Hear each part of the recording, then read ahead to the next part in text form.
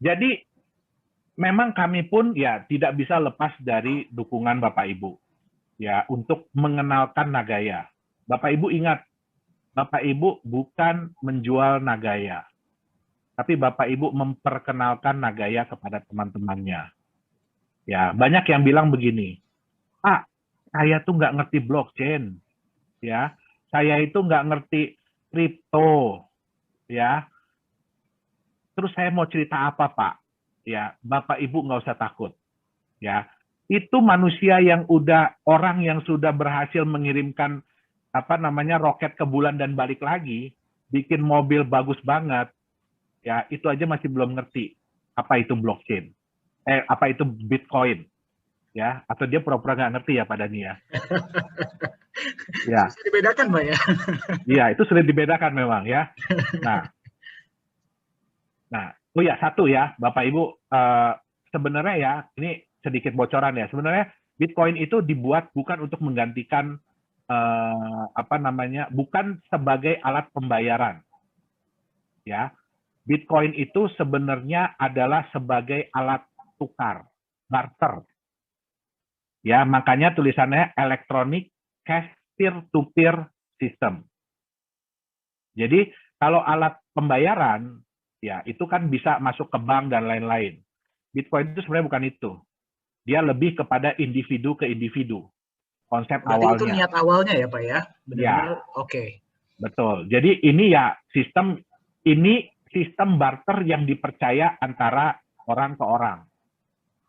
Nah, tapi sejalan dengan waktu berkembang, akhirnya menjadi sistem pembayaran, alat pembayaran, dan sekarang ya mungkin kalau yang namanya Satoshi sedih ya sedih juga ya, karena jadinya sekarang jadi alat spekulasi.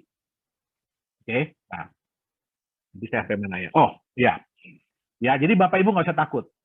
Bapak Ibu cukup menjelaskan kepada teman-temannya, saudara-saudara, alasan kenapa Bapak Ibu membeli Nagaya. Apapun alasan itu, ya cukup bilang itu aja. Sisanya, ajak mereka nonton Zoom. Ya, kenapa? Tidak mungkin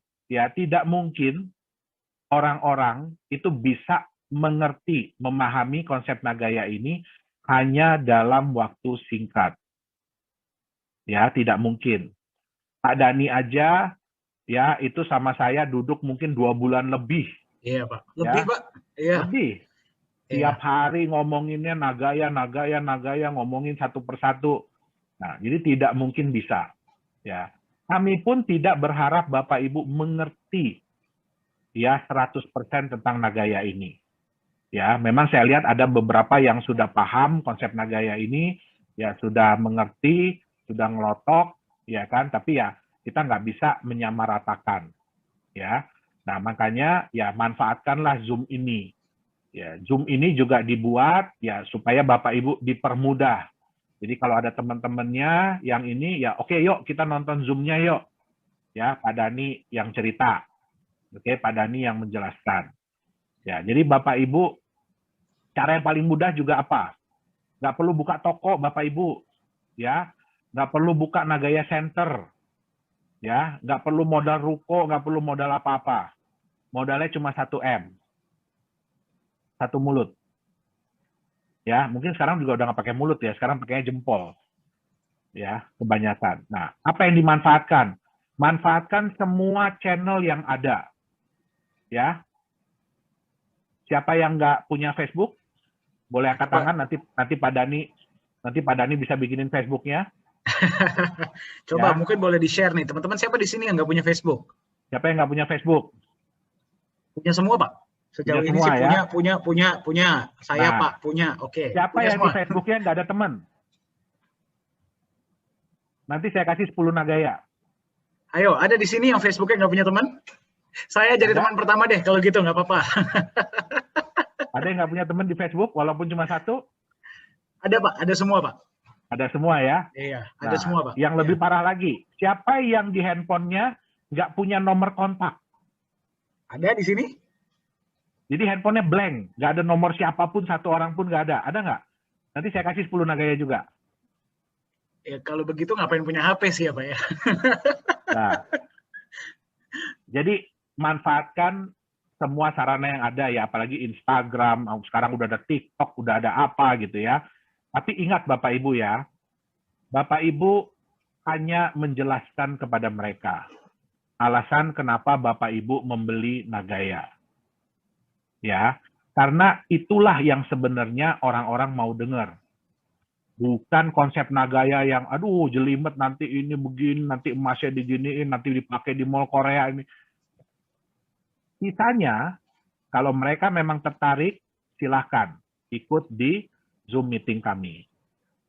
Ya, nah jadi mungkin itu yang bisa saya sampaikan ya. Kalau nggak nanti kita bisa sampai jam 9 ini kita ngobrol. Ya, jadi mungkin itu yang bisa saya sampaikan. Satu saran saya adalah kalau memang Bapak Ibu ingin ya berinvestasi atau ingin trading di dunia kripto, lakukanlah dengan bijak. Ya, jangan hanya mengikuti tren. Ya, jangan cuma baca berita di koran. Wah, ada koin begini, wah ada koin begini, keuntungannya sampai sekian banyak. Pelajari dengan baik-baik apa mereka itu. Ya, apa konsep mereka, apa keuntungan mereka, apa manfaat yang diberikan, apa jaminannya. Ya kan? Nah, dipelajari dengan sebaik-baiknya. Harapan kami pun di Nagaya ini bukan cuma jualan kripto, bukan cuma jualan koin, tapi kami ingin Bapak Ibu lebih lebih aware, lebih Pak Dhani, aware, lebih paham, terus kemudian lebih kritis lah ya, dengan dunia kripto. Kenapa? Karena semakin harga kripto itu melambung tinggi, akan semakin banyak penawaran-penawaran yang datang kepada Bapak Ibu. Jadi pelajarilah dengan bijaksana, ya. Nah, terus jangan sampai, ya itu tadi, ya, kebagiannya cuma pas udah di atas. ya. Jadi kalau main roller coaster itu pada saat nanjak itu memang enak ya, semua orang ketawa-ketawa. Tapi pada saat udah di atas, dia harus turun. Nah, yang turun ini biasanya orang pada teriak-teriak. Yang ditakutin kalau naik roller coaster itu jantung. Ya, bukan pada saat naiknya loh, tapi pada saat turunnya yang bisa bikin jantung berhenti. Ya. Jadi mungkin itu yang bisa saya sampaikan. Sebelumnya, ya mohon maaf kalau ada salah-salah kata, ya saya kembalikan kepada Dhani. Agar, karena waktunya juga sudah lumayan ya. Oke, nah Pak, ini ada statement Pak. Sambil melihat, saya sedang membuka dua layar. Layar yang pertama itu adalah kalkulator, layar yang kedua ini adalah Google. Saya pengen jalan-jalan kemana. Oke, menarik. Oke. Pak, ada pertanyaan Pak langsung Pak. Ini ada langsung sekitar 20-an pertanyaan ya. Oke, mungkin pertanyaan yang ini cukup menarik. Untuk Pak Yohanes, saya ada pertanyaan. Apakah menurut Bapak mungkin bahwa nilai Nagaya menyentuh $100 sebelum 5 tahun? Misalkan caranya kita memperbesar komunitas kita, Pak. Mohon pencerahannya, Pak. Terima kasih. Oke, baik. Ya, sebenarnya semua itu mungkin, Pak. Ya, jadi yang seperti tadi Pak Dhani bilang, bahwa kita itu sebenarnya diberikan prediksi 3. 3 itu berarti angka rendah dengan kemungkinan terbesar, angka sedang dengan kemungkinan sedang, dan angka besar, nilai besar dengan kemungkinan yang lebih kecil. Jadi seperti yang Pak tadi bilang, bahwa kalau kita mengikuti aturan Singapura, kami itu harus memberikan prediksi angka yang terkecil dengan kemungkinan yang terbesar. Ya, jadi itu jeleknya kalau ngikutin Singapura. Ya, itu jeleknya kalau ngikutin Singapura. Nah, apakah kemungkinan itu ada? Ada. Ya, tapi di Nagaya kami tidak juga mau Bapak Ibu itu terlalu bermimpi. Ya, kita mimpi boleh. Tapi itu kalau mimpi lagi tidur.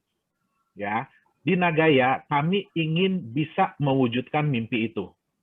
Jadi angka mana yang paling mungkin terjadi, itulah yang kami pasang, itulah yang kami sampaikan. Tentu saja Bapak Ibu, kalau Nagaya Bapak Ibu lebih cepat mencapai nilai $100, saya, Pak Dhani, Pak Yunias, dan semua orang pemegang Nagaya happy. Ya, semua orang pemegang Nagaya pasti happy. Jadi Di sini prinsip saya, jadi saya kasih tahu, prinsip saya mengerjakan Nagaya ini adalah dengan saya kerja satu kali, saya capek satu kali, tim kerja capek satu kali, tapi semua orang bisa merasakan manfaat yang sama. Kenapa? Nagaya saya pun harganya $100, Nagaya Bapak Ibu pun harganya $100 per Nagaya. Kita nggak ada bedanya kalau udah masuk di market. Ya, jadi tentu saja kami akan berusaha ya lebih cepat, lebih baik. Kenapa? Saya perlu kasih tahu satu ke Bapak Ibu bahwa Nagaya ini bukan akan jadi satu-satunya proyek dari Nagaya teknologis. Ya, yang kami lagi buat di sini adalah pilot project. Kami ingin membuat suatu konsep mata uang kripto yang berbeda. Ya, yang yang kalau sekarang sih mungkin satu-satunya ya. Saya berani bilang bahwa sekarang adalah satu-satunya. Ya, bahkan banyak teman-teman yang dulu bilang, Pak, Naga ini harus secepatnya Pak dijalankan, kalau nggak ditiru orang. Sampai detik ini saya belum menemukan yang benar-benar 100% mirip Nagaya. Belum ada. Jadi kalau ada yang menyamakan, tolong Bapak Ibu juga cek bagaimana legalitasnya, bagaimana transparansinya, itu yang paling penting. Bagaimana proyek-proyeknya. Ya, jadi Bapak Ibu nggak usah takut. Ya, di Nagaya ini kebahagiaan Bapak Ibu adalah kebahagiaan saya juga. Jadi kalau saya ingin bahagia, saya harus bikin Bapak Ibu bahagia. Itu dia. Oke, terima kasih banyak Pak Yohanes, mudah-mudahan menjawab ya. Pak, ada pertanyaan menarik Pak. Kembali untuk Pak Yohanes ya, ini mumpung ada Pak Yohanes, jadi pertanyaannya banyak buat beliau. Pak Yohanes, Assalamualaikum. Saya ada pertanyaan Pak. Ya. Kenapa Bapak ini sangat idealis Pak? Sebagai contoh, yang pertama, Bapak lebih menginginkan banyak orang Indonesia yang memiliki dibandingkan negara lain. Kemudian transparansinya nggak tanggung-tanggung. Bapak sepertinya sangat memperhatikan pemilik Nagaya. Apa alasannya Pak kalau boleh saya tahu? Terima kasih banyak. Wassalamualaikum warahmatullahi wabarakatuh. Ya, gini Pak ya. Jadi kalau saya boleh cerita awal ceritanya kenapa saya membuat Nagaya. Ya. Jadi latar belakang saya, ya setelah saya sudah tidak lagi terjun di dunia tambang, saya jadi pengacara, ya bukan pengacara yang ngebela orang ya, pengacara itu pengangguran, nggak ada acara. Ya akhirnya saya menekuni lagi hobi saya, pendidikan saya yang dulu yaitu IT. Nah, tahun 2017 itu mulai banyak kripto-kripto yang bermunculan. Dan mulai banyak yang meminta saya untuk membuatkan koin. Ya, karena pada waktu itu token belum heboh ya. Waktu itu masih koin yang heboh. Dengan nominal yang tidak sedikit. Ya, kenapa? Karena udah terkenal dulu. Bikin koin itu modalnya ratusan juta, bahkan miliaran. Bahkan hanya bisa orang luar negeri yang bikin. Nah, tapi saya sedih. Kenapa? Karena banyak cryptocurrency yang dibuat itu hanya ujung-ujungnya adalah scam. Atau non-performing, atau hanya sebagai exit plan, ya. Nah, dari situ kemudian tim bilang, ya, dan mungkin Bapak Ibu tahu ya yang namanya BitConnect ya. Nah, itu teman saya, itu bukan cuma itu orang ibarat kata tuh yang tadinya hidup mungkin bisa 7 turunan, sekarang untuk mikirin diri sendiri aja setengah mati, gara-gara kasus BitConnect. Ya, nah dari situ saya belajar bahwa cryptocurrency ini awalnya dibikin dengan tujuan yang baik, tapi banyak disalahgunakan. Yaitu tentu saja udah pasti ya. Jadi kita nggak bisa juga nyalain cuma cryptocurrency. Kenapa? Pisau yang paling bagus pun itu tergantung siapa yang megang. Ya, bisa dipakai untuk yang baik ataupun bisa dipakai yang jahat. Nah, dari situ kemudian kita berpikir, dengan banyaknya permintaan untuk bikin cryptocurrency, kenapa sih kita nggak bikin sendiri aja yuk? Tapi kita mau bikin yang memang benar-benar benar-benar layaknya atau nantinya dilayak untuk dianggap sebagai mata uang. Jadi saya lupa nambahin sedikit ya. Kenapa pemerintah Cina itu sangat khawatir? Ya, Bapak Ibu lihat tadi coin market cap. Ya, jadi market cap dari cryptocurrency sampai $3 triliun. isinya apa? Isinya itu adalah koin-koin yang tambah lama tambah nggak benar. Yang saya bilang tadi, segala macam binatang muncul. Ya, dengan jumlah yang luar biasa. Satu token 1.000 triliun token. Jadi satu nama itu bisa 1.000 triliun token, 10.000 triliun token. Walaupun mereka mengklaim dijual cuma dengan harga 0,0001 dolar, tapi kalau dikali jumlahnya, itu kan menghasilkan nilai market cap yang tinggi.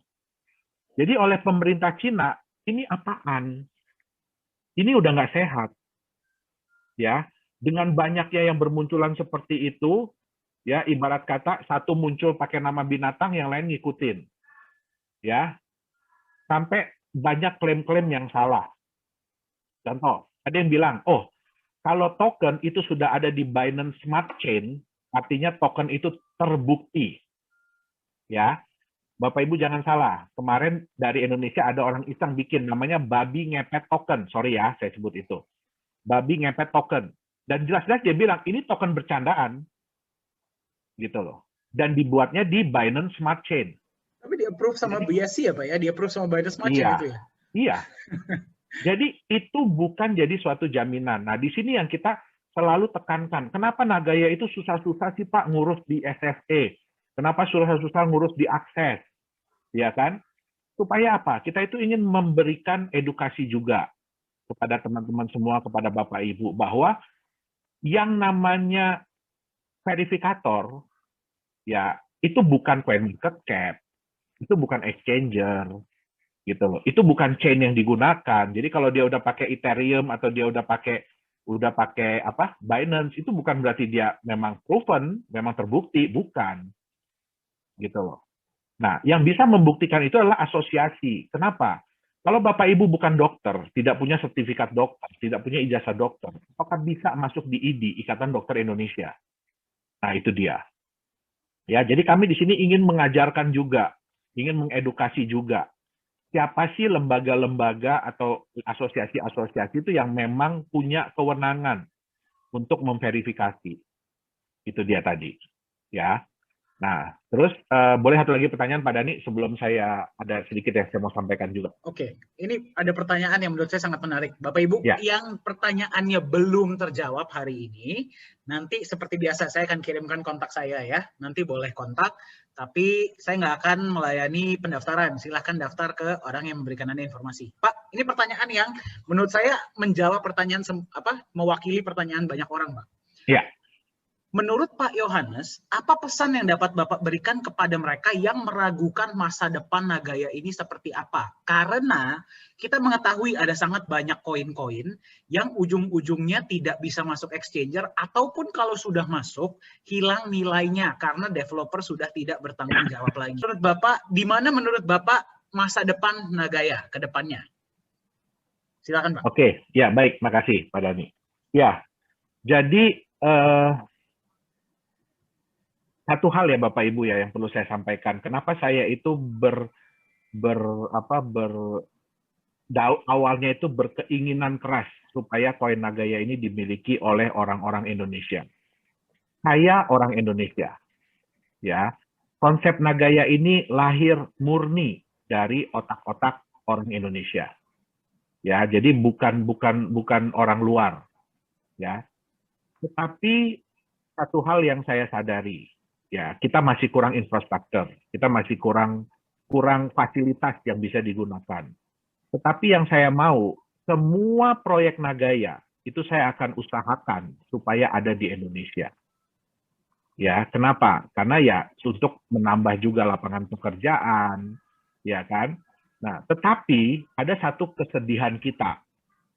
Ya, sekarang saya kasih statistik sedikit ya. Jumlah pemegang Nagaya dari Indonesia itu ada sekitar 15 ribuan.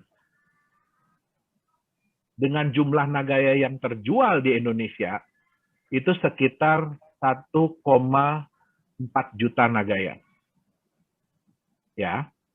Di Korea, jumlah pemegang Nagaya di Korea itu hanya 220 orang. dengan jumlah Nagaya yang ada di sana, yang dipegang oleh orang Korea, 1,1 juta Nagaya. Wow. Ya. Nah, jadi itu menimbulkan kekhawatiran buat saya. Kenapa? Bapak Ibu harus ingat, semua profit sharing itu diberikan kepada semua pemegang Nagaya. Saya tidak bisa membedakan, ini pemegang Nagaya ada dari Indonesia kah, ada dari Singapura kah, ada dari Korea kah, ada dari Rusia kah, ada dari Jepang kah, saya nggak bisa membedakan. Kita tidak boleh juga membeda-bedakan. Nah, jadi ya sebenarnya ada kesedihan juga ya pada waktu pertama-tama Nagaya tahun 2019 itu awal masuk kita pasarkan di Indonesia dan kurang menarik. Karena ya jujur ya, kalah sama yang 1%, 2%, 3% sehari itu, ya. Nah, sampai akhirnya saya memutuskan setelah 1 tahun, jadi akhir 2018, akhir 2018. 1 tahun kemudian setelah dikejar-kejar oleh Profesor Jung, kita punya Chief Marketing Officer, saya sampai diiniin, kamu tuh serius nggak mau pasarin Nagaya di Korea? Kalau kamu serius, kamu datang ke Korea. Akhirnya saya putuskan untuk datang ke Korea. Dan kita menyiapkan semuanya di Korea. Tapi ya ada lagi hambatan, yaitu di COVID. Nah, tapi saya bersyukur, karena COVID ini banyak sekali, yang tadi saya bilang ya 1%, 2%, 3%, ya bahkan yang lembaga-lembaga besar, ya organisasi-organisasi yang besar, itu akhirnya collapse. Nah, kenapa? Karena mereka semua itu selalu memberikan yang namanya fixed return. Mereka selalu ngasih angka yang pasti. Di Nagaya, kami tidak mau seperti itu. Ya, kami bekerja, kami mengerjakan bisnis, kami mengerjakan proyek. Ya. Yang bisa kami berikan adalah kita akan transparan. Kita akan kasih tahu berapa sih profit dari proyek ini, atau adakah kerugian dari proyek ini. Ya, nah syukur ya kita selama 5 kali pembagian ini ya kita berhasil meningkatkan.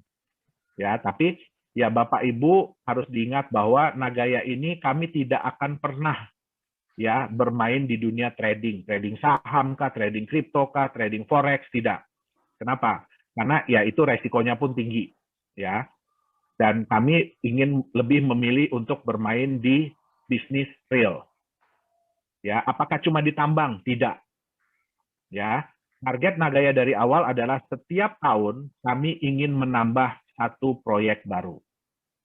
Ya, jadi Bapak Ibu harus ingat bahwa Nagaya ini seperti hutan, tapi hutan yang sedang dikembangkan. Nggak pernah ada hutan, ya setahun kemudian udah jadi kota metropolitan, nggak ada. Ya, kecuali itu nanti ya pusat pemerintahan baru yang di Kalimantan itu mungkin, tapi itu kan dananya gila-gilaan gedenya. Ya, di Nagaya kita akan berkembang seiring dengan waktu. Oke, nah jadi pertanyaan yang tadi adalah seberapa